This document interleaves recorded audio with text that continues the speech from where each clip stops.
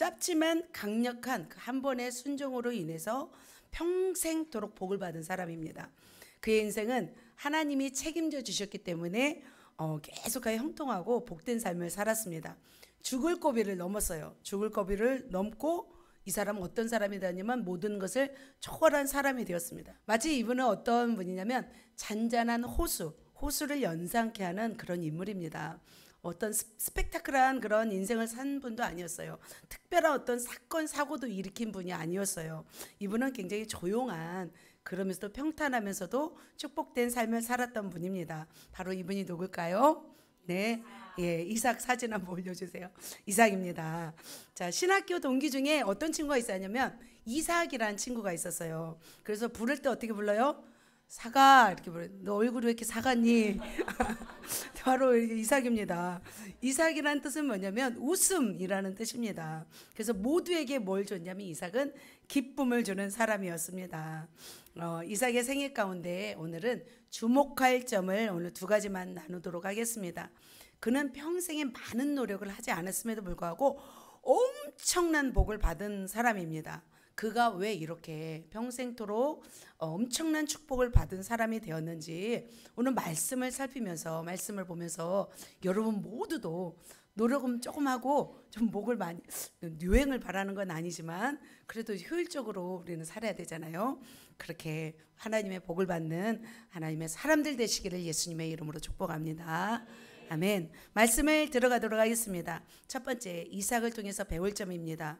그가 평생 복을 받은 이유기도 합니다. 오늘 대표 말씀 같이 한번 읽겠습니다. 시작. 여호와께서 그에게 나타나 이르시되 나는 내 아버지 아브라함의 하나님이니 두려워하지 말라. 내 종 아브라함을 위하여 내가 너와 함께 있어 내게 복을 주어 내 자손이 번성하게 하리라 하신지라. 이삭이 그곳에 제단을 쌓고 여호와의 이름을 부르며 거기 장막을 쳤더니 이삭의 종들이 거기서도 우물을 받더라. 하나님이 번성하게 해주십니다. 예, 다음이요. 다음, 자, 이삭에게 배울 점 첫 번째는 뭐예요? 같이 읽습니다. 순종. 자, 이삭은 아브라함 몇 세에 태어났어요? 아브라함이 100세에 낳은 아들이었습니다. 노년에 얻은 자식이었기 때문에 뭔가 부족할 수도 있습니다. 노년에 자녀를 낳으면 뭔가 막 기형아가 나오기도 한다고 하잖아요. 뭔가 부족하게 태어난다고 하잖아요. 그럼에도 불구하고 이삭은 굉장히 건강하게 태어났습니다. 그가 그렇다면 어떻게 순종을 했는지 한번 이삭의 입장에서 한번 보도록 하겠습니다. 아브라함의 입장보다 사실은 누가 더 힘들었어요? 이삭이 더 힘들었습니다. 아브라함도 순종을 했지만 이삭은 목숨 건 순종이었습니다. 자, 어느 날 갑자기 아버지가 심각한 얼굴로 나에게 제사하러 모리아 산까지 가자라고 말씀하셨습니다. 그래서 제가 이삭의 입장에서 말하는 거예요. 어깨에 나무를 짊어주셨습니다. 그냥 아버지가 하라고 하니까 아무 말 없이 아버지를 따라 길을 나섰죠. 이삭은 말했어요. 저는 말했어요. 아버지, 번제할 양은 어디 있어요? 라고 물어보자 아버지는 이렇게 대답했어요. 여호와께서 친히 준비하신단다 라고 말했습니다. 뭔가 의심이 들었지만 참고 나아갔습니다. 힘들었지만 3일째 길을 가다 보니까 어느새 모리아산에 도착했습니다. 아브라함은 말했습니다. 아버지는 갑자기 종들에게 너희들은 여기 기다리고 있어. 나는 아들 이삭과 함께 제사하러 갈게 라고 말하였습니다. 왜 나만 데리고 가지? 늙으신 아버지가 수상했습니다. 그렇지만 연로하신 아버지를 따라갔습니다. 그런데 그곳에 도착하자 번제단을 만들고 그리고 딱 제사할 준비를 하자마자 아버지는 결단하신 듯 순식간에 나를 밧줄로 꽁꽁 묶기 시작했습니다. 그러더니 나를 집어 올리더니 갑자기 칼을 들어 심장을 찔러 죽이려고 달려드셨습니다. 너무나 순식간에 일어난 일이라 아버지에게 벗어날 수도 없었고 또 마음에 막아서고 싶지 않았던 마음이 들었습니다. 그래서 눈을 딱 감고 으악 하고 죽은 줄 알고 으악 하고 눈을 떠보니까 살아 있었습니다. 왜냐하면 아버지가 찌르지 않았습니다. 여기까지죠. 왜 이렇게 찌르지 않았냐면 천사가 나타나서 아버지를 막았던 것입니다. 큰일 날 뻔했다. 이제 속으로 이삭은 생각했습니다. 그러면서 천사에게 하고 싶은 말이 있었습니다. 천사야 고마워 살려줘서 라고 말하고 싶었습니다. 하지만 너무 두려워서 이삭은 말이 나오지 않았습니다. 이삭은 죽다가 살아난 기분이 무엇인지 알게 되었습니다. 그런 다음 바로 이삭은 하나님을 경외하였고 하나님께 감사한 마음이 들었고 내 목숨이 내 것이 아니구나 라는 것을 깨닫게 되었습니다. 바로 이삭의 입장에서 말씀드렸습니다. 여러분이 이삭의 입장이라면 어땠을까요? 그 가는 과정 가운데 이삭도 나름대로 순종하기 위해서 몸부림쳤던 것을 볼 수 있습니다. 이삭은 구사일생으로 죽을 뻔한 상황에서 지금 벗어났습니다. 어찌 보면은 미친 행각이라고 볼 수 있는 그 사건은 이삭에게 있어서 평생 잊지 못할 기억이라고 볼 수 있습니다. 그래서 어쩌면 이삭에게는 이 죽음이나 다름없는 시간을 보냈기 때문에 그에게는 모든 것을 내려놓을 수 있는 여유가 생기지 않았을까 생각이 들었습니다. 이삭이 겪은 가장 위험하고 충격적인 일은 언제예요? 바로 이때예요. 하마터면 뭐가 될 뻔했어요? 소나 양처럼 번제단에 올라서 어떻게 보면 번제물이 될 뻔한 사건이었습니다. 그래서 이삭은 이러한 어떤 헌신, 이러한 수고를 대가집을 했습니다. 그런데 이 대가집을 하나로 인해서 이삭에게는 무엇이 따랐을까요? 평생 동안 평생의 축복을 받게 되는 대가지불이었어요. 단 한 번의 죽음의 위기를 믿음으로 순종함으로 그는 평생 거저주시는 뭘 받았냐면 하나님의 복을 받았던 것을 볼 수 있습니다. 창세기 26장 4절 5절 같이 한번 보도록 하겠습니다. 자, 읽겠습니다. 내 자손을 하늘의 별과 같이 번성하게 하며 이 모든 땅을 내 자손에게 주리니 내 자손으로 말미암아 천하 만민이 복을 받으리라. 이는 아브라함이 내 말을 순종하고 내 명령과 내 계명과 내 율례와 내 법도를 지켰음이라 하시니라. 바로 이삭이 받은 이 복을 성경에서 누구 때문이라고 말하냐면 아브라함의 순종이라고 말을 합니다. 그런데 아브라함만 순종했을까요? 아닌 거예요. 이삭도 순종했어요. 자, 목회자들 중에서 1대보다는 2대의 축복을 많이 받은 분들이 많이 계세요. 예를 들면 분당 우리교회 이찬수 목사님, 그리고 선한 목자교회 유기성 목사님, 코뿔소 목사님도 2대시더라고요. 그 부모님이 마을에 교회를 지어서 하나님께 드리면서 복음을 전했습니다. 또 연세중학교회 윤석준 목사님 같은 경우도 그 어머니의 그냥 어쩌면 그 순교적인 신앙을 본받아서 엄청난 큰 교회를 세운 것을 볼 수 있습니다.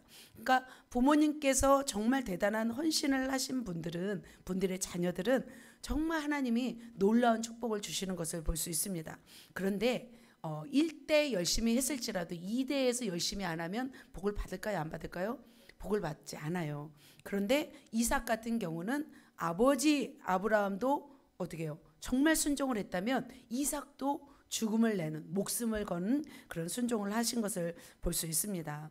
그처럼 이삭은 이 순종함으로 인해서 어떤 복을 받냐면 이 복을 받았어요. 하늘의 별과 같이 번성하게 하고 땅을 내 자손에게 주고 그리고 땅으로 이 자손으로 말미암아 천하 만민이 복을 받는 그런 복을 바로 이삭에게도 받았습니다. 이삭도 받았습니다. 그렇다면 이삭이 이런 복을 받았는데 그가 평생에 받았던 복들은 무엇인지 여러분에게 3가지를 말씀드리도록 하겠습니다. 그가 받게 된 복들은 무엇일까요? 첫 번째 뭘까요? 평생 보장권을 받았죠. 말씀 한번 읽겠습니다. 제가 읽겠습니다. 이 땅에 거류하면 내가 너와 함께 있어 내게 복을 주고 내가 모든 땅과 내 자손에게 주리니 내가 내 아버지 아브라함에게 명세한 것을 이루어 내 자손을 이렇게 번성하게 하리라 말씀하였죠. 그 다음이요. 그 다음 바로 그렇다면 이삭은 어떤 축복을 받았어요? 100배. 몇 배예요? 100배. 아브라함이 이제 같이 이삭하고 살고 있었어요. 그런데 첫 흉년이 들었어요. 흉년이 들어서 이삭과 아브라함은 어디로 내려가냐면 그랄 지역으로 그랄 땅으로 내려갔습니다. 그런데 하나님은 이 이삭에게 나타나서 뭐라고 말씀하시냐면 너는 애굽으로 내려가지 말라 했어요. 아브라함은 애굽으로 내려갔어요. 아브라함은 애굽으로 가도 하나님이 뭐라고 하지 않는데 이삭에게는 가지 말라고 하는 것을 볼 수 있습니다. 그래서 그 땅에 머물게 돼요. 그랄 땅에 머뭅니다. 이삭의 아내 리브가가 너무 아름다웠기 때문에 또 그 백성으로 말미암아 죽을까도 염려가 되어서 이삭은 어떻게 했어요? 다음 26장 7절에 보면은 어떤 말씀을 하냐면 이렇게 하죠. 내 누이라였으니 아름다움으로 그곳 백성이 리브가로 말미암아 자기를 죽일까요? 그를 아내라 하기를 두려워함이었더라. 자, 그랄 땅에 가서도 이삭은 어떻게 했어요?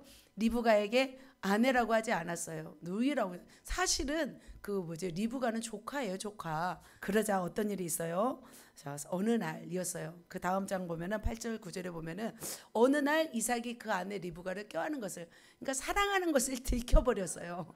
이삭과 어떤 리브가가 뽀뽀를 했는지 사랑을 했는지 모르겠어요. 근데 블레셋 왕이 창으로 내다보고 있었어요. 그러자 그 아비멜렉, 그러니까 그랄 왕의 이름이 아비멜렉이에요. 아비멜렉이 이삭을 부릅니다. 왜 너는 네 아내를 누이라 했느냐라고 물어봅니다. 그러자 이삭이 이렇게 대답하죠. 내 생각에 그로 말미암아 내가 죽게 될까 두려워하였습니다. 죽음을 좀 두려워하시네요. 여기서도 이제 죽음을 두려워할 단계는 넘으셨던 것 같은데, 아무튼 이렇게 했어요. 두려워합니다. 그런데 놀라운 것은 뭐냐면, 그러자 그랄 왕이 말했어요. 그랄 왕이 그곳에 있는 동안에 어떤 얘기를 하냐면 백성들에게 명해요. 리브가를 범하는 자는 죽음을 면치 못하리라 라고 말을 합니다. 그래서 이삭과 리브가는 그 땅 가운데 어떻게 사람들이 보호 가운데 살아가게 되었습니다. 처음에는 이렇게 보호 가운데 살아가요. 그리고 사람들이 안전하게 해요. 그런데 그 땅에서 놀라운 일이 일어나요. 어떤 일이 일어나요? 바로 26장 12절입니다. 같이 읽겠습니다. 시작. 이삭이 그 땅에서 농사하여 그 해에 100배나 얻었고 여호와께서 복을 주심으로, 그 해에 농사를 지었는데 몇 배를 얻었어요? 100배를 얻었어요. 예를 들면 여러분이 100만 원어치의 농작물을 심었어요. 그럼 100배면 얼마치를 거둔 거예요? 자, 그렇다면 1억을 너무 적어서 그랬어요? 자, 1억을 심으면 얼마치를 얻는 거예요? 그죠? 이제 100억을 얻는 것을 볼 수 있습니다. 그러니까 이게 어마어마한 소출인 거죠. 그러니까 어마어마한 복을 받은 사람인 거죠. 100만 원어치만 심었겠어요. 이삭이, 아브라함이 부자인데, 아브라함이 이제 애굽으로 내려갔지만 대부분은 이삭에게 맡기고 갔을 거 아니에요. 그래서 어마어마한 복을 그 땅에서 받았습니다. 그러니까 이방 땅에서 그 재산을 늘려서 나라 없이 어떻게 보면 떠돌면서 갑부가 된다는 건 어려운 일일까요? 쉬운 일일까요? 굉장히 어려운 일이에요. 우리가 성경에 있으니까 그런가 보다 했는데, 자, 로스 차일드 가문이라는 가문의 거부가 있습니다. 한번 사진 한번 보여주세요. AD 70년 이후로 유대인들은 전 세계로 흩어졌습니다. 그래서 세계 갑부들이 있는데 바로 미국 경제를 움직이는 사람 중에 세계 갑부가 있습니다. 자, 사진 한번요. 그 다음 사진 보면은 로스 차일드 가문, 잘못 말했네요. 자, 다음이요. 100배를 얻은 로스 차일드 가문인데 이들은 국제적 금융 기업을 보유하고 있는 유대계 금융 재벌들이에요. 그래서 나폴레옹 전쟁 이후에 어마어마한 어떤 재산을 모았대요. 그래서 왕족과 귀족의 자산을 관리하면서 막대한 부를 축적했대요. 그리고 철도와 석유 등 돈 되는 일들은 어마어마하게 해서 돈을 벌었는데요. 이들의 돈이 얼마인 줄 아세요? 몇 조일까요? 아니에요. 5경 7,400조. 우리는 상상도 할 수 없는 그런 재산, 경이에요, 경. 그러니까 이 로스차일드 가문은 250년 동안 전 세계를 장악했어요. 전 세계 돈의 50%를 가지고 있어요. 어마어마한 가문이죠. 그러니까 제가 이 사람의 어떤 재산을 말하는 것이 아니라 지금 문제화되고 있습니다. 돈은 되는 일은 다 하고 있기 때문에 재산을 말하는 것이 아니라 나라 없이 떠들며 살다가 유대인으로서 갑부가 된다는 건 정말 기적 중에 기적입니다. 그런데 유대인들은 그걸 해내고 있다는 거죠. 마찬가지로 본문으로 돌아와서, 그렇다면 그 해 이삭이 100배를 축복을 받았습니다.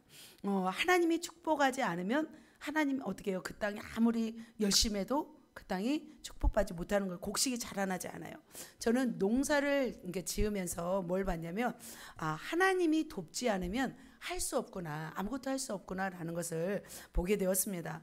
10년 전에 북한과 중국 사이를 거니면서 뭘 봤냐면 중국의 땅과 북한의 땅이 너무 차이 나는 것을 보았어요. 한참 중국이 막 부흥의 때였어요. 그래서 하나님이 그 땅에 막 복음의 역사를 일으키고 축복을 일으키셨을 때 그 땅에 엄청난 성장이 있었어요. 그래서 중국이 똑같은 땅이지만 불과 10m, 20m, 100m 그 차이가 나지만 중국에서 자라난 식물은 어마어마하게 자라는데 북한에서 자라난 식물은 거의 보이지도 않는 그런 수준이더라고요. 그래서 하나님이 부와 이 하나님이 이 능력을 주시고 하나님이 이렇게 축복을 주셔야만이 이렇게 성장하는구나, 그것을 보게 되었습니다. 자, 신명기 28장에도 보면은 다음 말씀 보면은 하나님이 이렇게 말씀하세요. 여호와의 말씀을 듣고 오늘 내게 명령하는 모든 명령을 지켜 행하면 어떻게 해요? 하나님이 여호와께서 너를 세계 모든 민족에 뛰어나게 하실 것입니다. 그러니까 하나님은 이스라엘 백성을 지금 가나안 땅으로 인도하여 드리기 전에 모세를 통해서 말씀하시잖아요. 말씀을 듣고 명령하는 명령을 행하면 어떻게 한다? 모든 민족에게 뛰어나게 하리라. 이스라엘 민족이 그렇게 뛰어나게 하잖아요. 자, 말씀 계속하여 봅니다. 3절 4절을 보면은 성읍에서도 복을 받고 들에서도 복을 받고 자녀와 토지, 여기 중요한 게 토지 소산이에요. 토지 소산에도 하나님이 복을 준대요. 내 짐승의 새끼와 소와 양의 새끼가 뭘 받는데요? 복을 받는데요. 광주리와 떡반죽 그릇이 복을 받을 것이며 들어와도 복을 받고 나가도 복을 받을 것입니다. 말씀해요. 다음 말씀 뭐예요? 28장 12절은 같이 한번 읽겠습니다. 시작. 여호와께서 너를 위하여 하늘의 아름다운 보고를 여시사 내 땅에 때를 따라 비를 내리시고 내 손으로 하는 모든 일에 복을 주시리니 내가 많은 민족에게 너는 꾸지 아니할지라. 어떻게 해요? 내 손으로 하는 모든 일에 어떻게 해요? 복을 주신대요. 그러면서 땅에 때를 따라 뭘 내리시고? 비를 내리시고. 비를 내려야만이 작물이 잘 자랍니다. 이렇게 순종하는 자에게는 이렇게 복을 주신다고 말씀하고 있어요. 심각해졌나요? 나는 왜 이렇게 복이 없나? 이제부터 시작하면 됩니다. 늦지 않습니다. 우리는 반드시 10년을 내다보고 지금 사는 거죠. 과거에 우리가 좀 그렇게 잘못 살았다면 이제 다시 살면 됩니다. 자, 그렇다면 불순종하면 어떤 복이 있는지, 어떤 저주가 있는지 우리 28장 24절 봅니다. 다음 말씀 보면은 여호와께서 비 대신에 뭘 준대요? 티끌과 모래를 내 땅에 내리시리니 그것들이 하늘에서 내 위에 내리 마침내 너를 멸하리라. 또 27절에서 30절 같이 보도록 하겠습니다. 신명기 많아요. 굉장히 많아요. 애굽의 모든 종기와 치질과 괴혈병, 피부병 다 친대요. 치유받지 못한대요. 너를 미치는 것과 눈머는 것과 정신병으로 치시리니 맹인이 어두운 데에 더듬는 것과 같이 백주에도 더듬고 내 길이 형통하지 못하리라. 하나님의 말씀에 순종하지 않았던 가문들, 하나님의 말씀에 불순종했던 조상들이 지었던 죄로 인해서 때로는 그 자손들에게 이러한 질병들이 내려진다는 거예요. 그리고 또 밑에 보면 내가 여자와 약혼하였으나 뭐예요? 다른 사람이 여자와 동침할 것이요. 집을 건축하였으나 그 집에 거주하지 못할 것이요. 포도원을 심었으나 그 열매를 따먹지 못할 것이며 이렇게 말씀하고 있습니다. 복과 저주에 대해서 말씀이 이렇게 있는데 놀라운 건 뭐냐면 28장 1절에서 19절까지는 복에 대한 내용이에요. 그런데 20절부터 66절까지는 뭐에 대해서 말씀하냐면 저주에 대한 말씀을 하고 있는 것을 볼 수 있습니다. 68절까지네요. 왜 그렇다면 축복보다 이 저주가 더 클까요? 축복받는 사람보다 저주받는 사람이 더 많기 때문이죠. 사람은 축복받기 위해서 행동하기보다는 이 저주를 따라 행동하는 것이 더 많아요. 왜냐하면 하나님의 말씀에 순종하고 싶어요. 좀 띵깡 부리고 좀 반역하고 싶어요. 그러죠. 그러면 안 된다는 거죠. 그러면 20절에서 68절까지의 것이 누구에게 임해요? 우리에게 임해요. 머피의 법칙이라고 있잖아요. 뭘 해도 막 안 되는 거예요. 잘못된 길로 가는 거예요. 그렇다면 우리는 어떻게 해야 될까요? 우리는 순종해서 축복받아야 할 줄 믿습니다. 오늘 등장한 이삭은 순종하여서 그의 뭘 받았어요? 100배의 복을 받았어요. 자, 100배의 복을 받은 그가 어떻게 되었는지 다음 절 말씀 보도록 하겠습니다. 읽겠습니다. 그 사람이 창대하고 왕성하여 마침내 거부가 되었습니다. 할렐루야. 그는 아브라함의 유산도 받았지만 자수성가에서 성공한 거나 다름없습니다. 아브라함의 유산과 또 100배의 결실을 얻었다면 그 근동에서 강력한 어떤 능력의 사람이 된 거죠. 굉장히 큰 갑부가 되었다는 것을 볼 수 있습니다. 여러분도 이 100배의 축복을 받기를 원하십니까? 아멘. 100배의 축복이 여러분에게 주어지기를 예수님의 이름으로 축복합니다. 아멘. 그래, 이삭의 100배의 축복을 우리 모두가 받으셨으면 좋겠습니다. 그래서 저는 소망해요. 우리 교회 모든 성도님들의 삶이 다 윤택하고 막 열어지기를 제가 막 기도하고 있습니다. 특별히 이제 리더들에게는 뭐 재정의 기름 부으심으로 인해서 축복이 더 일어나기를 기도하고 있습니다. 우리가 일어나기까지 받아야 돼요. 이 축복을 받아야 할 이유가 있어요. 뭐냐면 우리는 세계 선교를 해야 되기 때문에, 믿지 못한 사람들에게 가서 복음을 증거하기 때문에 우리는 복을 받아야 될 줄 믿습니다. 이삭을 통해서 만민의 복의 통로가 되잖아요. 그 이삭의 단 한 번의 순종으로 인해서 이러한 복을 받았던 것을 볼 수 있습니다. 자, 두 번째, 자, 이삭이 받았던 복은 뭘까요? 두 번째입니다. 다음이요. 읽습니다. 현숙한 아내 리브가. 잠언 19장 14절입니다. 읽습니다. 집과 재물은 조상에게서 상속하거니와 슬기로운 아내는 여호와께로서 말미암느니라.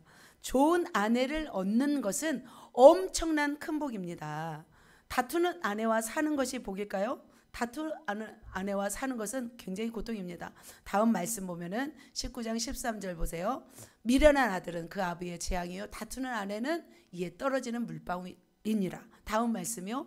다투는 여인과 함께 큰 집에서 사는 것보다 움막에서 사는 것이 나으니라. 지금 움막에서 사는 분 계신가요? 너무나 다투는 여인과 함께 살고 싶지 않아서. 이삭은 그런데 힘 하나 들지 않고 노력하지 않았는데 훌륭하고 믿음 있고 아리따운 여자를 아내로 맞이하였어요. 지금이나 그 당시에나 좋은 아내를 맞이하는 게 쉬워요, 어려워요? 옹기지사님, 어려워요, 쉬워요? 어렵죠. 굉장히 어려워요. 현숙한 여인을 얻기가 하늘의 못 따기보다 어려워요. 하늘의 별 따기보다 어려워요. 또 현숙한 여인을 만났을지라도 그 여인의 마음을 움직이기까지 또 얼마나 애써야 돼요. 굉장히 힘들어요. 그리고 현숙한 여인이 아무나 하고 뭐 결혼하나요 또? 그것도 쉽지 않습니다. 저는 성경 인물 중에 그 아비가일이 참 지금 이해가 안 되는 사람이에요. 그 지혜로운 여인인데 왜 바보 같은 나발이랑 결혼했는지 모르겠어요. 그러고 나서 결국은 이제 나발이 죽고 이제 다윗의 아내가 됩니다. 아무튼 쉽지 않은 것이 뭐냐면 좋은 아내를 만나는 거예요. 그러나 우리 예수제교회 성도님들은 좋은 아내를 다 만나시기를 예수님의 이름으로 축복합니다. 이렇게 좋은 아내를 만나는 것은 누가 축복을 해야 될까요? 좋은 남편도 만나시기를 축복합니다. 아내만 만나면 안 되잖아요. 그래서 참 우리 교회 성도님들 보면은 남편분들이 참 복을 받았다라는 생각이 들었습니다. 왜냐하면 실력도 있지, 아리따웠고 또 신앙도 좋은 아내를 두셨기 때문이라는 생각을 제가 설교를 준비하면서 생각이 들었습니다. 또 그 복을 찬 사람도 있나요? 언제 찬 사람은 있나요? 없어야 될 줄 믿습니다. 아무튼 이삭은 이러한 복을 받았습니다. 자, 그렇다면 어떻게 이삭이 리브가를 만났는지, 하나님이 어떻게 역사하셨는지 보도록 하겠습니다. 다음 말씀입니다. 24장 3, 4절입니다. 이 말씀은 뭐냐면 이제 조금 이따 말씀드릴 텐데요. 이삭은 37세에 엄마를 잃어요. 엄마가 37세에 누가요? 엄마가 누구예요? 사라지요. 사라가 세상을 떠납니다. 그래서 이삭은 매일매일 슬픔을 가지고 그리워하면서 살았습니다. 그래서 사라는 127세에 그토록 사랑하는 이삭을 남기고 남편을 두고 하늘나라로 갔습니다. 그런데 진작 어떻게 보면 이삭을 장가를 보냈어야 하는데 그 어머니의 사랑에 너무 좋아서 장가를 늦게 간 것 같아요. 그래서 40세까지 노총각으로 살았습니다. 여러분 40세는 없죠. 자, 엄마의 사랑 안에서 그렇게 행복한 시절을 보냈던 이삭은 어머니를 보낸 이후 굉장히 외로움에 견딜 수 없었어요. 그래서 이 일을 본 누가? 아버지가 이삭의 뱃비를 찾아오라고 합니다. 그때 아브라함은 이삭이 이제 40세가 되자 홀로 아들을 위하여서 홀로 살고 있는 아들을 위해서 배우자를 구하기 시작합니다. 아브라함도 혼자, 이삭도 혼자. 집안이 뭐 이렇게 재밌었겠어요? 재미가 없잖아요. 남자 둘이서 살고 있으면 재미없죠. 네, 재미가 없습니다. 남자 두 분이서 사는 분이 말씀하고 있습니다. 남자 혼자 사는 분도 재미없죠. 네, 기도하시길 부탁드립니다. 그래서 혼자 구하지 못했어요, 이삭은. 그래서 아브라함은 자기의 늙은 종에게 결혼을 대한 임무를 맡겼습니다. 그래서 바로 어떻게 하냐면 메소포타미아 지역으로 가서 이삭의 신부감을 데려오라고 합니다. 낙타를 타고 가더라도 이제 곡선으로 가면 한 1500km고 직선으로 가면 760km 됩니다. 몇 달이 걸리죠. 그 지역을 걸어서 정말 배필을 찾기 위해서 가는 것을 볼 수 있습니다. 그래서 아브라함이 그때 그 늙은 종에게 하신 말씀이 이 말씀이에요. 같이 한번 읽겠습니다.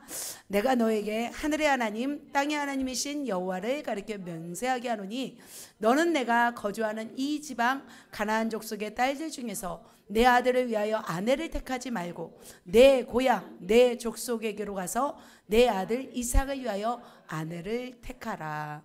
아브라함이 갈 수도 있는데 아브라함은 가지 않아요. 고향을 한 번도 가지 않아요. 누구에게 보내냐면 늙은 종에게 보내서 그 족속, 왜냐하면 믿음의 가문을 일으켜야 되기 때문에 그 족속에게 가서 바로 아들 이삭을 위해서 아내를 택하여 데려오라고 합니다. 그래서 늙은 종은 순종합니다. 순종하여서 주인의 아들 이삭의 신부감을 만나게 해달라고 기도하면서 갑니다. 드디어 그 땅에 도착했습니다. 그때 도착해서 그때 간절히 늙은 종이 기도하는 장면이 나옵니다. 간절히 기도하고 있을 때 그때 누구를 만나냐면 정말 우연찮게 누구를 만나면 리브가를 만납니다. 물동이를 어깨에 메고 우물로 내려가서 낙타에게 막 물을 끌어다가 주는 힘센 여인이었어요. 이 리브가는 아리따운 여인이 아니었습니다. 그러니까 45절 46절 다음이요. 같이 말씀 보도록 하겠습니다. 다음이요. 자, 리브가가 보면은 물동이를 어깨에 메고 우물로 내려가 깃기로 내가 그에게 이르되 청하건대 내게 마시기로 하라한즉 그가 어떻게 해요? 급히 물동이를 어깨에서 내리며 이르되 마시라. 내가 당신의 낙타에게도 마시게 하리라. 굉장히 리브가는 어떤 여인이었어요? 야리야리한 예쁜 여인이었어요? 아니었어요. 막 물동이 이고 가서 막 물을 먹이고 낙타에게도 주는 그런 어떤 힘 있는 사람이었습니다. 가족을 책임지고 양떼를 책임지고 남편을 막 성공시키는 그런 여인이 바로 리브가였습니다. 리브가는 알고 보니까 어떤 여인이었냐면 또 이렇게 가게들을 좀 이따 말씀드리도록 하겠습니다. 그 당시 그 근동 지역에서는 굉장히 힘 있는 여성이 필요했어요. 그래서 그 여인들을 현숙한 여인이라고 부르잖아요. 현숙한 여인은 그냥 예쁜 여인을 현숙한 여인이라고 부르지 않아요. 자기 옷을 입으면서 또 남편을 성공시키면서 아침부터 밤까지 이렇게까지 수고하는 여인을 현숙한 여인이라고 해요. 바로 그 현숙한 여인이 바로 리브가였습니다. 바로 이삭은 누구를 만난 거예요? 리브가를 만난 것을 볼 수 있습니다. 그렇다면 이 리브가는 어떤 여인인지 아브라함의 가계도를 한번 보도록 하겠습니다. 다음 보면은 아브라함이 이삭을 낳고 이삭이 야곱을 낳고 야곱이 요셉을 낳죠. 다음요. 좀 복잡합니다. 자, 데라가 누구예요? 아브라함의 아버지예요. 아버지는 누구를 낳냐면 아브라함, 사라, 나후, 그 다음에 하란을 낳았어요. 자, 그러면 아브라함과 사라가 누구를 낳았어요? 이삭을 낳았어요. 자, 나홀은 누구를 낳았어요? 밀가와 결혼해서 부두엘을 낳았어요. 자, 서로 이제 좀 촌수가 좀 이상합니다. 하지만 그 당시에는 믿음의 가문을 유지하기 위해서 이렇게 같은 족속 안에서 결혼했습니다. 자, 나홀 밀가와 결혼해서 부두엘을 낳고 부두엘이 누굴 낳았어요? 리브가와 라반을 낳았어요. 잘 보이시죠? 자, 리브가와 누구랑 결혼한 거예요? 이삭과 만난 것을 볼 수 있습니다. 그래서 리브가 이런 그 가문에 정말 믿음 있는 리브가를 만난 것을 볼 수 있습니다. 그렇다면 리브가가 따라가야 되잖아요. 이제 아브라함의 종이 볼 때는 딱 이 여자다. 이분이면 우리 도련님과 결혼할 수 있겠다 생각을 했지만 리브가가 싫다 그러면 또 안 되는 거잖아요. 그리고 또 그 먼 거리를 가야 되고 가족을 떠나가야 됩니다. 그렇다면 리브가는 어떻게 했을까요? 리브가는 어떻게 했냐면 리브가는 순종했어요. 따라가겠다고 어떻게 해요? 고백을 했습니다. 결심을 했습니다. 얼굴도 보지 않았어요. 이삭이 뭐 이렇게 키도 작고 못생겼으면 왔는데 막 돌아갈 수도 없잖아요. 사실 뭐 사진을 본 것도 아니잖아요. 뭐 그잖아요. 안 그래요? 여러분 같았으면 따라갈까요? 이삭 100세에 낳았다고 하는데 조금 어딘가 좀 부족할 것 같은데 그리고 뭐 좀 찌질하면 어떡하지? 근데 리브가는 어때요? 믿음의 사람이었어요. 하나님이 약속한 사람, 하나님이 맺어진 배필이라고 믿고서 따라가는 걸 볼 수 있습니다. 그리고 나서 먼 거리 700km를 넘게 몇 달이 걸려서 드디어 만납니다. 이상형 이삭을 만나게 되었습니다. 다음 말씀 봅니다. 24장 67절입니다. 같이 읽습니다. 시작.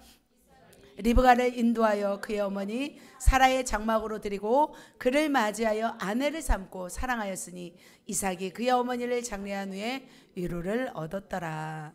아멘. 이삭이 리브가를 보고 반했습니다. 리브가도 이삭을 보고 반했어요. 서로 그러니까 하나님이 보내신 짝은 서로가 딱 맞는 사람인 것 같아요. 두 사람은 너무 사랑했어요. 그리고 이삭은 놀라운 것이 뭐냐면 평생 한 사람만 사랑했어요. 누구? 리브가. 자, 아버지 아브라함은 몇 명이었어요? 부인이 3명이었어요. 하갈, 그두라, 사라 3명이었어요. 3명이었습니다. 아들 야곱은 몇 명이었어요? 야곱, 라헬, 레아, 그리고 실바 4명이었어요. 그리고 요셉은 이방 신전의 그 딸이었잖아요. 보디베라의 딸 아스낫을 결혼했습니다. 자, 모세도 몇 번 결혼했어요? 모세도 2번 했어요. 시포라하고 그 다음에 구스 여인과 결혼했잖아요. 근데 이삭만은 누구 한 사람? 리브가 한 사람만 결혼했어요. 그만큼 서로 맺어준 짝이었다는 거죠. 그렇게 리브가만 사랑하고 평생에 또 위로함을 받았습니다. 자, 다음에 3번째는 뭐냐면 어떤 복을 받았냐면 이삭은 3번째 같이 읽습니다. 장수의 복을 받았습니다. 평생에 180세까지 살았어요. 아브라함은요 175세, 사라는요 127세, 야곱은 147세, 요셉 120세, 모세는 120세.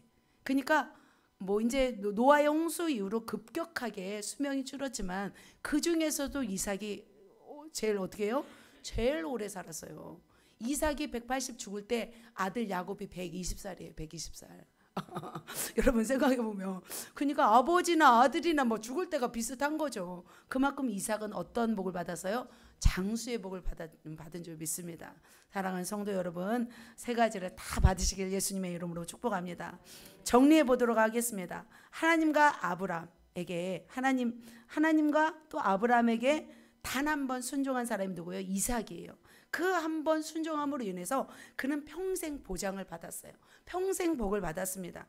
100배의 결실을 받았죠. 또 현숙한 아내의 복을 받았죠. 장수의 복을 받았죠. 뿐만 아니라 또한 어떤 평탄한 삶을 살았어요. 전쟁의 위기도 없었어요. 그리고 하는 일마다 다 잘 되었어요. 이삭은. 그래서 하나님은 어떤 분이시냐면 한 번 이 사람에게는 내가 복을 주어야 되겠다 하면 하나님은 어떻게 해요? 평생도록 복을 주시는 하나님이시라는 거죠. 아브라함에게 분명히 약속했어요. 너희 자손에게 복 주시겠다고 하신 후에 이삭에게 어떻게 해요? 평생도록 하나님이 붙잡아 주신 걸 볼 수 있습니다. 하나님은 이렇게 한 번 약속하신 것은 이루시는 하나님이신 줄 믿습니다. 그렇다면 우리는 어떻게 해야 될까요? 우리는 하나님께 명령에 순종해야 될 줄 믿습니다.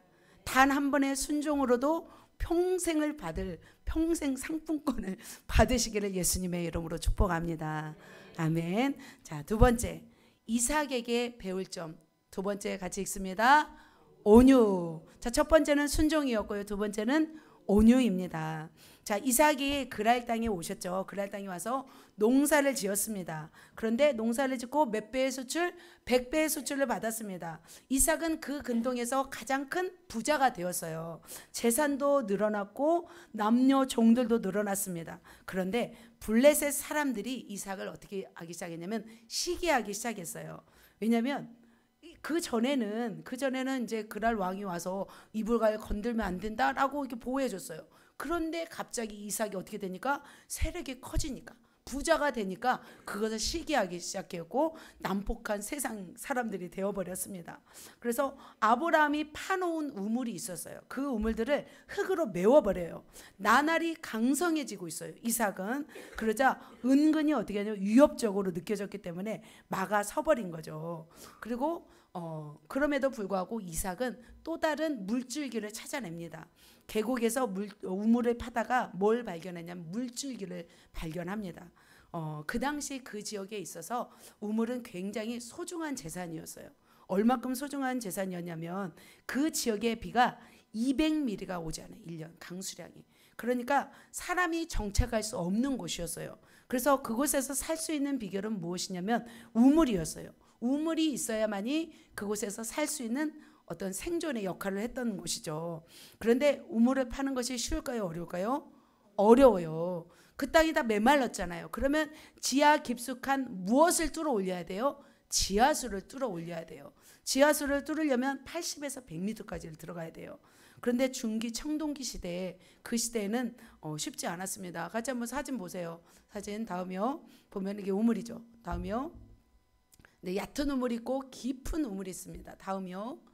네, 보면은 지하수까지 들어가려면 이제 여기서 뭐 200에서 700이라고 하는데 굉장히 깊은 곳으로 들어가요. 지금은 어떤 기술이 있어 파지만 그 당시는 어땠을까요? 파기가 힘들었어요. 다음 보세요. 다음. 네, 이렇게 바다가 보이시죠? 바다보다 더 밑에 있는 곳이 지하수예요. 그것을 뚫었다고 생각을 해보세요. 물론 이제 얕은 것도 있겠지만 쉽지가 않은 곳이었어요. 쉽지가 않은 그 물층을 뚫어서 우물을 파낸 것을 볼 수 있습니다. 막 100m까지 팠어요. 막 잘못 파서 물이 안 나와. 그러면 뭐 한 거예요? 그들이 개고생한 거죠. 개고생하느라 아무것도 못한 거죠. 쉽지 않은 작업을 했어요. 그런데 놀라운 것은 뭐냐면 이삭이 파는 우물마다 다 대박이 났어요. 팔 때마다 다 뚫어진 거예요. 뚫어진 거예요. 그런 놀라운 역사가 있었습니다. 그러니까 지금 시대로 말하냐면 사업을 했는데 가게를 차렸는데 대박이 난 거예요. 맛집이 된 거예요. 또 복권을 긁었는데 뭐예요? 로또를 긁었는데 몇 등이 된 거예요? 1등이 된 거예요. 1등. 1등 얼마예요? 오, 잘하시네요. 해보셨나요? 네, 그렇구나. 13억짜리를 막 파헤친 거죠. 그리고 막 석유를 어떤 석유 매장지를 발견한 거나 다름없는 것이 바로 이 우물이었어요. 그 당시에 뭐 석유 뭐 필요했겠어요. 우물이 필요하지. 지금이야 석유가 필요하지만.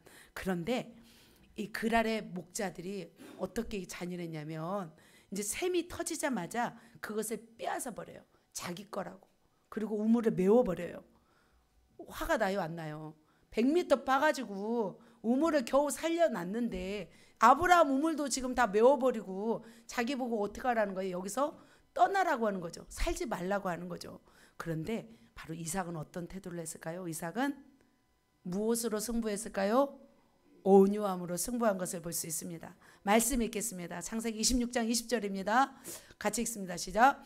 또 다른 우물을 봤더니 그들이 다툼으로 이름을 신나라 하였으며 그 전에 팠던 우물은 에색이라는 단어였어요. 다툼이라는 단어였어요. 그런데 또 우물을 봤는데 처음에 팠던 우물이 뭐죠? 처음에 팠던 우물이 에색, 다툼이라는 뜻이었어요.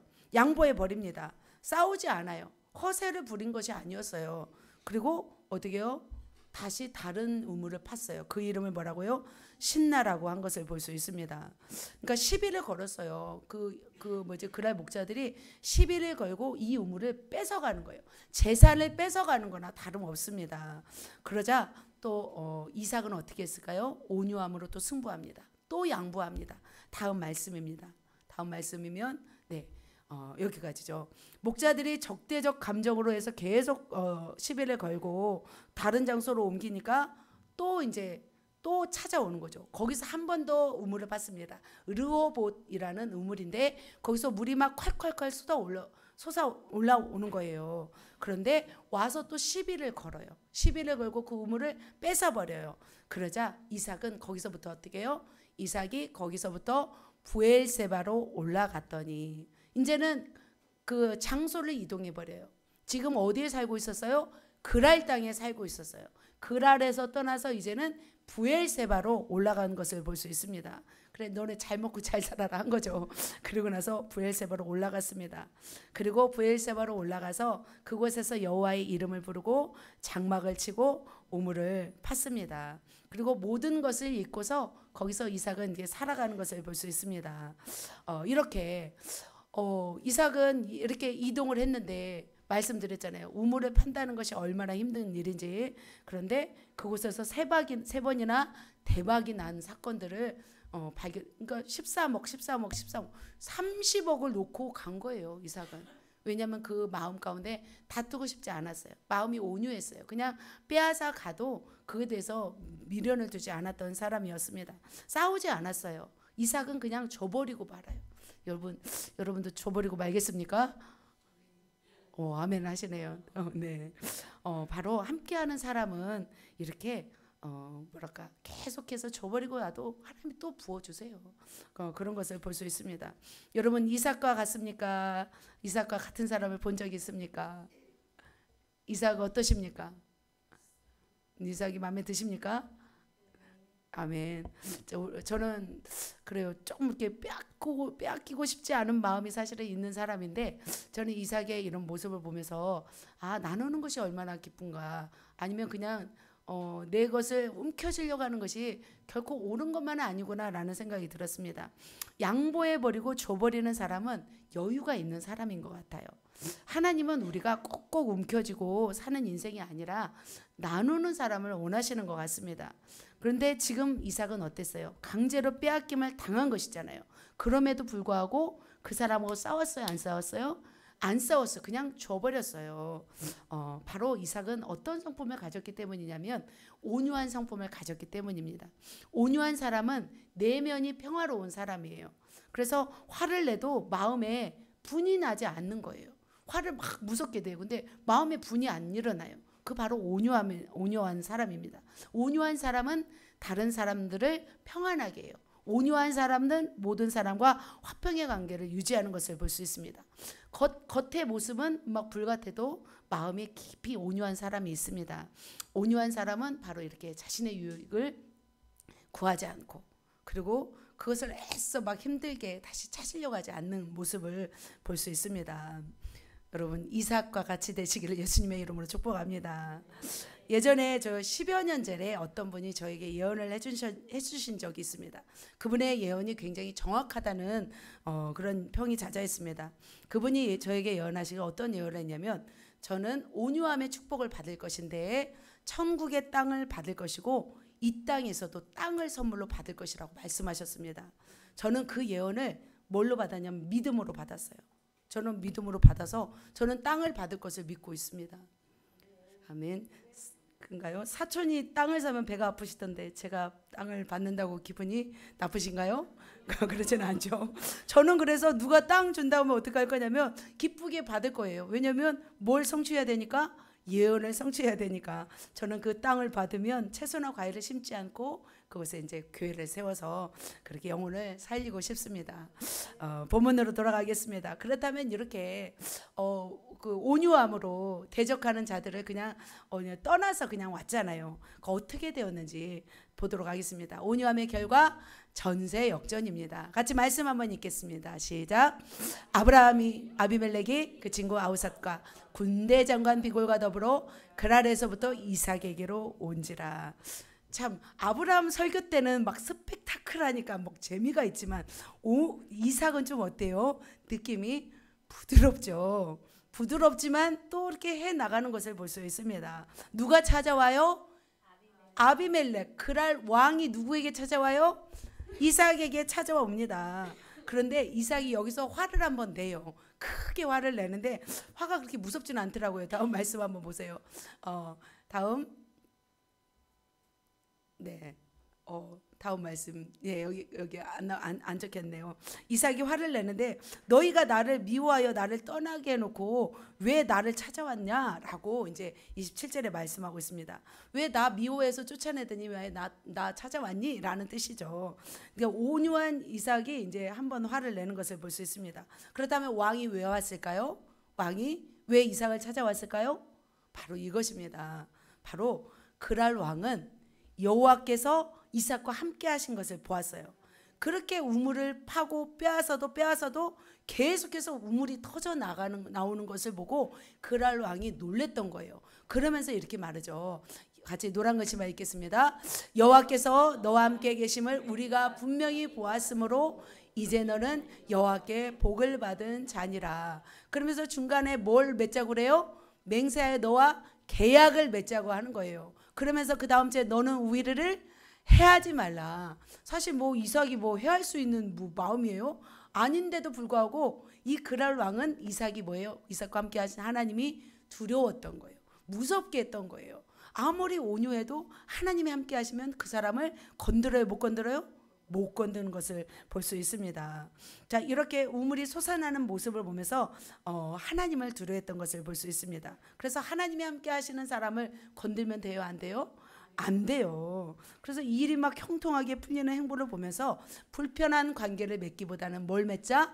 좋은 관계, 계약을 맺자 하면서 군대 장관과 함께 오는 것을 볼 수 있습니다. 그래서 또 이제 이삭의 세력이 커졌잖아요. 그러면 이삭의 세력이 만만치 않은 거죠. 그래서 위협을 느끼면서 계약을 하려고 온 것을 볼 수 있습니다. 자, 이삭에게는 이 온유함으로 승부했는데 전세가 어떻게 되었어요? 역전이 된 것을 볼 수 있습니다. 이삭은 한 발 물러섰어요. 그런데 오히려 자기에게 찾아와서 나를 해하지 말라 그러면서 나와 계약을 맺자 하는 것을 볼 수 있습니다. 자, 누가 역사하신 거예요? 하나님이 역사하신 거라고 믿습니다. 그래서 그 다음 날 아비멜렉과 계약을 맺습니다. 너와 우리는 계약을 맺자 해서 그 맹세하였습니다. 그리고 나서 다음 날 이 블레셋 왕은 바로 브엘세바를 떠납니다. 떠났는데 기적이 일어났어요. 또 무슨 기적이 일어났어요? 26장 32절입니다. 다음입니다. 같이 읽겠습니다. 시작. 그날에 이삭의 종들이 자기들이 판 우물에 대하여 이삭에게 와서 알려 이르되 우리가 물을 얻었나이다. 또 우물을 팠는데 뭐가 나온 거예요? 우물이 또 터진 거예요. 그 이름을 세바라고 불렀습니다. 그래서 그 지역을 브엘세바라고 지금까지 부르는 것을 볼 수 있습니다. 근데 모든 지역은 물을 중심으로 살아가요. 이집트는 무슨 강? 나일강이죠. 이스라엘은 요단강, 뭐 갈릴리도 있지만 한국은 한강. 바로 물이 넘치는 곳이 풍요로운 땅이에요. 풍요로운 땅을 차지하는 비결은 바로 뭐냐면 온유함인 줄 믿습니다. 자, 다음 말씀입니다. 마태복음 5장 5절입니다. 같이 읽겠습니다. 온유한 자는 복이 있나니 그들이 땅을 기업으로 받을 것이며. 이렇게 성경에는 분명히 예수님이 말씀하셨습니다. 온유한 자는 무엇을 받을 것이요? 땅을 기업으로 받을 것이며. 저는 우리 양희수 지사님이 땅을 기업으로 받을 줄 믿습니다. 예수의 이름으로 축복합니다. 성경에서 가장 온유함에 승한 사람이 누구라고 나와 있어요? 모세죠. 모세가 지면에서 온유함에 가장 승한 자라고 출애굽기에 나와 있습니다. 그런데 온유함에 그 승한 모세가 땅을 받았어요? 못 받았어요? 못 받았어요. 왜냐하면 그가 온유했기 때문에 약속의 땅을 주려고 했어요. 그런데 모세가 끝까지 어떻게 했어야 돼요? 온유했어야 됐어요. 그런데 어떻게 해요? 온유를 날리는 바람에 약속의 땅도 날아갔습니다. 반석을 선포해서 물을 나오라 해야 되는데 이 반석에서 내가 물을 내랴 하면서 막 소리를 치면서 반석을 쳤잖아요. 그래서 화를 내는 바람에 그 약속의 땅을 들어가지 못했던 걸 볼 수 있습니다. 그러나 이삭은 이렇게 끊임없이 뭘 받아요? 우물이 있는 땅을 받아요. 계속 나중에는 그 땅이 다 이스라엘 땅이 되잖아요. 이삭의 후손의 땅이 되잖아요. 말씀을 정리하도록 하겠습니다. 자, 이삭을 통해서 여러분 무엇을 깨달았는지요? 다음 봅니다. 첫 번째, 이삭의 무엇이에요? 순종입니다. 이삭을 통해서 말씀드리면서 여러분에게 도전하는 말씀 두 가지를 드립니다. 자, 어린 시절 그 이삭은 순종함으로 인해서 100배의 결실을 얻게 되었습니다. 현숙한 아내 리브가를 얻었습니다. 장수하는 복을 받았습니다. 전쟁도 없었고 평탄한 삶을 살았습니다. 다윗의 아들 솔로몬이 굉장히 축복의 자녀가 되었죠. 하지만 솔로몬도 뭘 했어요? 1,000번제를 드렸죠. 마찬가지로 아브라함의 자녀 이삭이 어떻게 약속의 자녀가 되었습니다. 축복의 자녀가 되었습니다. 그런데 번제단에 올라가서 죽음의 위기를 순종을 했습니다. 그래서 죽음의 위협을 느끼면서 헌신의 대가를 지불했기 때문에 어떻게 보면 그 한 번의 순종으로 인해서 복을 받았던 것을 볼 수 있습니다. 사랑하는 성도 여러분, 저는 이걸 보면서 어릴 때 순종하는 것이 얼마나 복인지를 알게 되었어요. 사실 여러분 지금도 늦지 않았습니다. 어떻게 해요? 지금이라도 순종하시면서 정말 하나님 앞에 결단하시면서 그래서 하나님의 복을 받으시기를 예수님의 이름으로 축복합니다. 자, 이삭을 통해서 두 번째 우리가 느낀 거 뭐예요? 다음입니다. 온유입니다. 온유한 자는 땅을 기업으로 받을 것이라고 말씀하였습니다. 이삭은 온유함으로 승부하여서 어떻게 해서 결국은 땅을 쟁취했습니다. 그리고 승부가 역전되었던 것을 볼 수 있습니다. 싸우지 않고 양보하는 이삭에게 하나님은 계속하여 뭘 주셨어요? 복을 주셨던 것을 볼 수 있습니다. 이삭은 자기의 소유가 빼앗겨도 화냈어요? 화 안 냈어요? 화 안 냈어요. 그냥 어떻게 버려요? 줘버려요. 10억짜리를 몇 번이나 줘버린 거예요? 3번이나 줘버린 거예요. 근데 또 다음에 10억이 또 나오잖아요. 부엘세바에서 또 나온 것을 볼 수 있습니다. 그래서 여러분에게 혹시라도 여러분을 빼앗기려고 하는 자들 있다면, 빼앗으려고 하는 자들 때로는 그냥 줘버려도 될 것 같아요. 막 착하지 그거를 막 가지려고 할 필요가 없는 것 같아요. 저는 이제 개척이 이제 우리 교회가 한 5년 됐잖아요. 5년 되면서 예전에는 개미 한 마리가 아쉬웠고 어떻게 해요? 파리 한 마리도 뭐 귀한 시절이 있었습니다. 개척하면서 뭘 느꼈냐면 한 영혼 한 영혼이 너무 소중함을 느꼈습니다. 한 영혼이 천하보다 귀하다고 하잖아요. 저는 한 영혼이 내 생명보다 귀하더라고요. 그 한 영혼이 떠나가면 내가 막 생명을 잃은 것처럼 그렇게 슬프고 힘들었어요. 운동장을 몇 바퀴 돌면서 울면서 기도한 적도 있습니다. 여러분 모르시죠? 개척의 힘듦이 그런 거더라고요. 그래서 많은 사람들이 오고 갔어요. 치유받고 회복되고 가고 나면은 허탈감이 있었습니다. 그런데 이제 몇 년이 지나고 나니까 어떤 마음이 드냐면 그 한 영혼에 목매이는 것이 아니라 그냥 보내주는 그런 마음이 생겼어요. 그리고 다시 또 보내준 사람을 또 사랑하고 섬기고 그런 마음이 들게 되었습니다. 사랑하는 성도 여러분, 살다 보면 여러분의 삶 가운데 요동하게 하는 일들이 있어요, 없어요? 있어요. 그럴 때 우리는 참지 못하고 분을 내버린다면 우리의 마음이 어떤 마음이 될까요? 황폐한 마음이 됩니다. 가입한 고객이 마음을 바꿔버려요. 그럼 어떻게 해요? 맥이 빠져버리잖아요. 그럴지라도 어떻게 해요? 그냥 보내는 거죠. 양보하는 자가 결국 이기는 줄 믿습니다. 줘버리고 나면, 보내버리면 또 하나님이 뭐예요? 또 채워주는 거예요. 그냥 채워주시는 걸 믿고 우리는 그냥 내려놓아야 될 줄 믿습니다. 사랑하는 성도 여러분, 죽을 만큼 다급한 일이 아니면 우리의 마음을 넉넉하게 쓰고 또 양보한다면 우리의 삶이 좀 더 여유로워지고 평화로워질 줄 믿습니다. 말씀을 맺습니다. 정리합니다. 그래서 이삭의 순종 다음이요 마지막 이삭의 순종의 결과 평생에 거저 받았습니다. 이삭이 온유한 결과 땅을 차지하였습니다. 사랑하는 성도 여러분이 이렇게 순종하고 또 온유함으로 살아내시면서 여러분의 인생 가운데 주어진 인생 가운데 평안한 복으로 주님이 오실 때까지 그렇게 누리시기를 예수님의 이름으로 축복합니다. 아멘.